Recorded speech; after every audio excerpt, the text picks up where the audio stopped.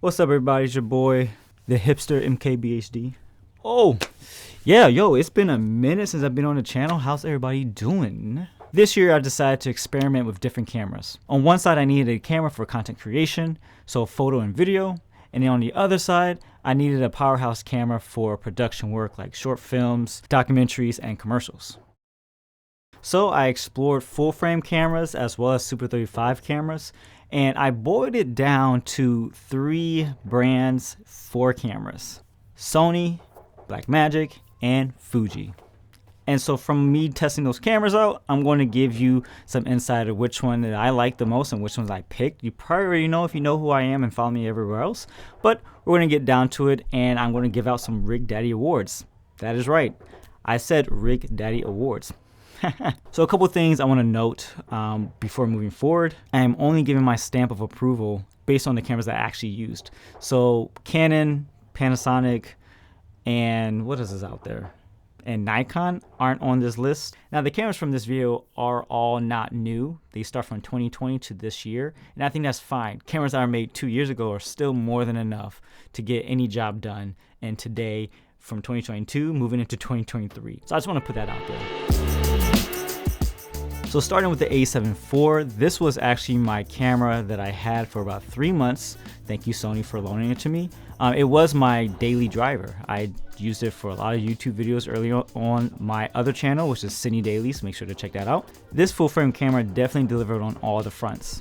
And as Caleb said in his review, the Sony A74, Sony Alpha 7 Mark IV is the most convenient camera that I think you can get, and I'm pretty stoked on it. So having S-Cinetone just made the process of just filming, getting great colors out of the camera, and not have to worry about editing post. That makes this camera, just alone with the S-Cinetone, fantastic to use because I don't have to do any grading. It saves time in post, and I don't have something I have to worry about. Breathing compensation. Did I say that right? Compensation. Okay. Now this is a cool feature. This fixed the ailing issue when using still lenses to record video. In case you don't know what breathing is, basically as you're rack focusing, you don't want the image to change its composition. So that zooming effect you tend to get with a lot of photo lenses because they're not made for video.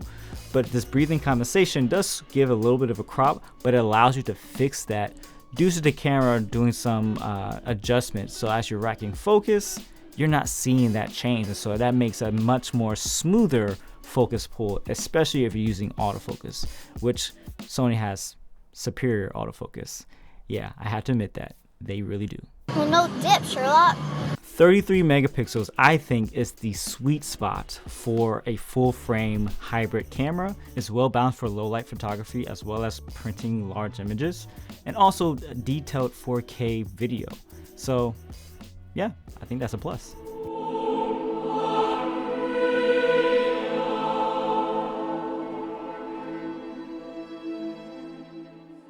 All right, y'all. My fanboy hat is coming on right now. I am a Fujifilm lover, a Fujifilm fanboy, you would say. And when I found out that Fujifilm was releasing a hybrid, beefed up, video-centric camera, I was all for it. I was hype. And boy, did they deliver. The Fujifilm XH2S is the camera I am talking about. If you didn't realize, this is actually the camera I bought, and I freaking love it. But anyway, I'm getting ahead of myself. Here are the 3 things that I think just makes this camera fantastic. Now, when you think about Super 35 sensors, you don't think about how versatile they are. Yes, there's this constant back and forth of which is better, full frame or Super 35. And a lot of people put Super 35 in the lower category, which is actually a mistake to do. Super 35 sensors are fantastic. Look at the new Arri Alexa camera, a Super 35 camera. Anyway, not comparing this to that. But what I am saying is that Super 35 has a lot of benefits. One being that you can get a little bit more reach out of your lenses, which is actually a great thing to have for photography, for sports, wildlife, and really just any other thing that you want to have a little bit more length in your lenses because of the 1.5 crop. On the flip side, if I wanted to get a much more full frame sort of look, I just throw in a speed booster on that thing. So Viltrox has a speed booster, and Metabones, I said that weird. And if you don't know what a speed booster is, essentially you are taking another piece of glass and magnifying your sensor to have an equivalent crop factor of full frame. So once you put a 0.71 speed booster on this sensor, it roughly becomes a 1.06, so we round it off to 1, so 1.1 crop versus a 1.5 crop. And this is how you can actually use full frame glass to see all the characters. So like a Helios 44-2, why did my voice crack? A Helios 44-2 is a lens that has a lot of character, and you normally can't see that on a Super 35 camera, so you slap on the speed booster or use full frame. But in this case, slap on a speed booster and boom, you have way more character to enjoy from this camera. This first point alone, I realized I ranted a lot. I have a lot to say. I actually really love this camera. What's the S stand for? It's not an S. On my world, it means hope. Okay, you have to admit, that was actually kind of perfect. to be honest, come on, the S, Superman? No? Okay. Dad jokes. The stack sensor in the XH2S is built for speed. It has an insane burst rate of 40 frames per second in photo mode and a 14-bit readout speed for video. What that means is the performance of this camera is off the charts. It helps drive the new and improved autofocus, and it delivers data-rich video codecs. What more can you ask for? Yeah, so excuse the dramatic lighting. Obviously, I had to change some things around. I'm not in the same clothes. It's another day. Bear with me. Now, Fuji introduced a new F-Log or log profile, which is F-Log 2. Fantastic. I 100% use it all the time. It lives in F-Log 2. And of course it has more dynamic range. There's a caveat, you had to shoot at higher ISO, but I use ND filters so it doesn't bother me.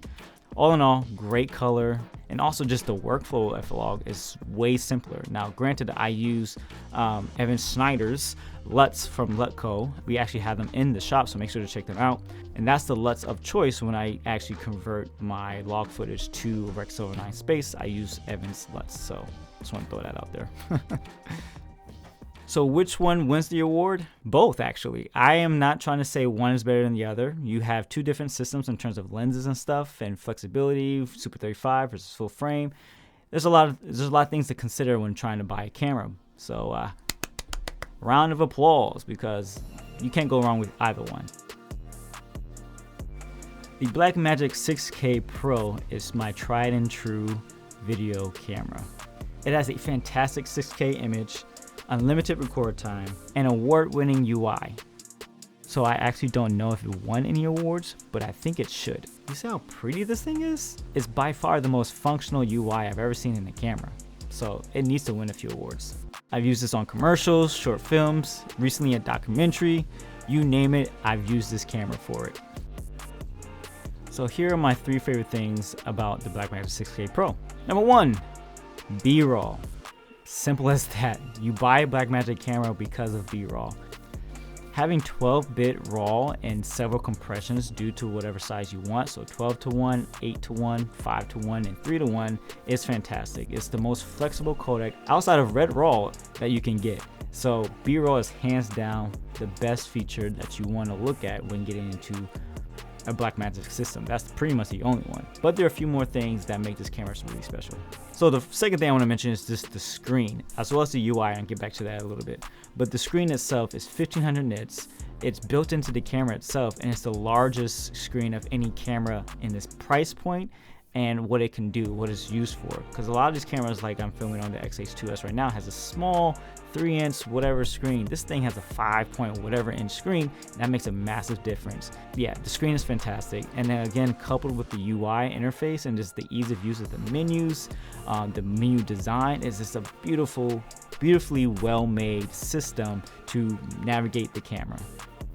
Built-in NDs is probably the most convenient thing of this camera. You can have a much more slimmed down rigging system if you need to. So you have your back screen, you have your internal NDs, your lens, mic, and you're good to go.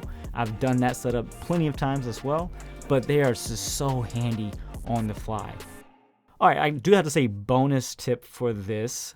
When you buy a Blackmagic camera, you get DaVinci Resolve for free. People, if you're not on DaVinci Resolve right now because you might be too afraid to switch, or you know it's hard to learn something new, I totally get it. I've been there, but hear me out.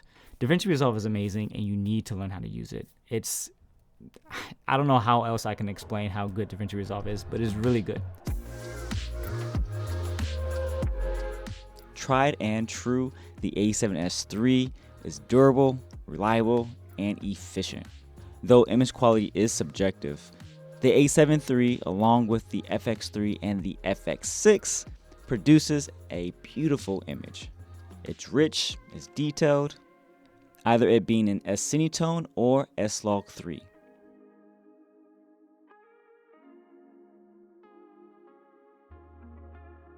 Now, we already know who the top dog is when it comes to this category. It's almost magical what the camera can do and how it can read and track. And Sony, what do you put in your cameras? Seriously. Now, I would highly recommend checking out Philip Bloom, aka The GOAT. He does an extensive review on the autofocus system to get the absolute best out of really out of all of the Sony cameras: A7S III, A74, FX3, FX6, and FX9. So highly recommend. This camera is a low light monster. Like 12,800 looks like it's 400 ISO. Just what? I have nothing else to say. Absolute monster. Yeah. Both these cameras win the Workhorse Award of 2022. Well, I mean, I guess this is more of a stamp. I don't have any physical awards. So all the items I mentioned in this video are listed in the description, so make sure to check it out. Check out the shop, the LUTs, all that jazz. And let me know what's your favorite camera of 2022 as we roll into the new year. Yeah, hit that like button, hit the subscribe button if you have it, and I'll catch you guys on the next video whenever you see my face. Okay, bye.